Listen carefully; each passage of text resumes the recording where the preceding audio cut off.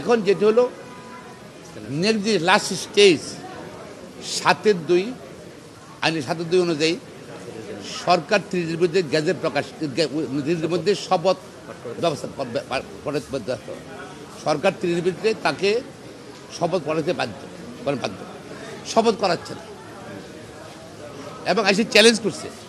আমরা বলছি তার থেকে তো লক্ষ্যাচ্ছে না, মামলাকে অধিকারে নয়। তাই হিজি বিজি বডি সে যে ভদ্রলোক মামলা করেছেন লয়ার, সে ঢাকা সিটি কর্পোরেশন কোথাও ভোটার যে সেটা উল্লেখ করেন নাই, সে ভোটারও না, ভোটার উল্লেখ করেন নাই, তার কোনো অধিকার নাই। আইনে বলা আছে তাইলে তো সারা বাংলাদেশ সব ইলেকশনগুলো চেয়ারম্যান বলেন, মেয়র বলেন, পার্লার বলেন, যে কোনো লোক এখানে রিট করতে পারবে রেজাল্টের বিরুদ্ধে। তাহলে এটা তো সম্ভবপর না, এটা কোনো সিদ্ধান্ত নেই। আমাদের সুপ্রিম কোর্টের আপিল ডিভিশনের হাইকোর্ট ডিভিশনের কোনো সিদ্ধান্ত নাই যে এই নির্বাচনী প্রতিনিধি প্রার্থীর বাইরে অন্যকে এসে ইলেকশন ট্রাইব্যুনাল রেজাল্ট চ্যালেঞ্জ করেছে বা রায় চ্যালেঞ্জ করে এর কোনো নজির তারা স্থাপন করতে পারে নাই। এবং এটা অসৎ উদ্দেশ্যে করা হয়েছে, শুধু নির্বাচিত প্রতিনিধিকে যেন নির্বাচক শপথ না করে সেই জন্য করা হয়েছে এটা। এবং এটা ধরেন এটা আমাদের কনস্টিটিউশনে যেটা বলা আছে যে নির্বাচিত প্রতিনিধি থাকবে এবং যেটা রুল অফ ল, যদি আইন হিসেবে বিশ্বাস করি অবশ্যই তাকে মেয়র হিসাবে শপথ গ্রহণ করতে হবে। আর সরকার এখন তা করছে না সরকারের একটা গোষ্ঠীর কারণে।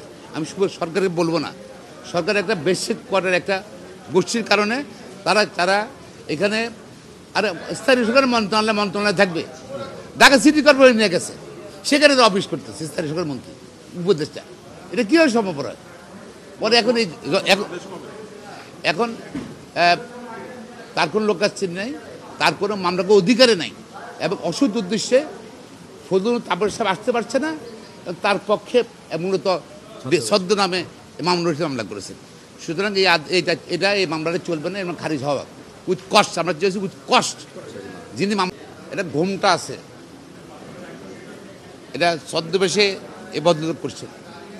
এবং এটা ধরেন বাংলাদেশে শুধু এই ইলেকশন না, ইউনিয়ন কাউন্সিল ইলেকশন বলেন, পার্লামেন্ট ইলেকশন বলেন, পৌরসভা বলেন, উপজেলা বলেন, সিটি কর্পোরেশন বলেন, সবগুলো বিশেষ ল। সেখানে গেজেট প্রকাশে নির্বাচন গেজেট প্রকাশ 30 দিনের ভিতরে আপিল করতে হবে।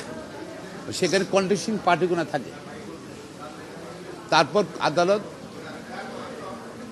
শুনে সাক্ষী প্রমাণ নিয়ে রায় দেন। সে রায় দিয়ে সাক্ষী প্রমাণ নিয়ে রায় দিয়ে এবং ফজলুল তাপসের গেজেটটা বাতিল করেছেন। ইশাককে ঢাকা সিটি কর্পোরেশনের সাউথের মেয়র ঘোষণা করেছেন।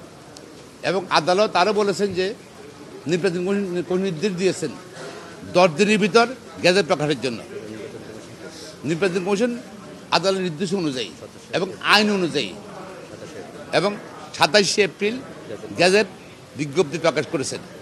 ইশাককে নির্বাচকে তাকে ইলেক্টেড মেয়র হিসেবে ঘোষণা দিয়েছেন। সেটা আজকে শুনানি হলো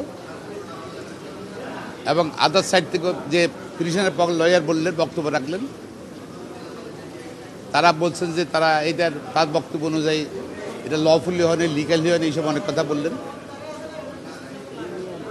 আমাদের বক্তব্য ছিল ইশাকের পক্ষে।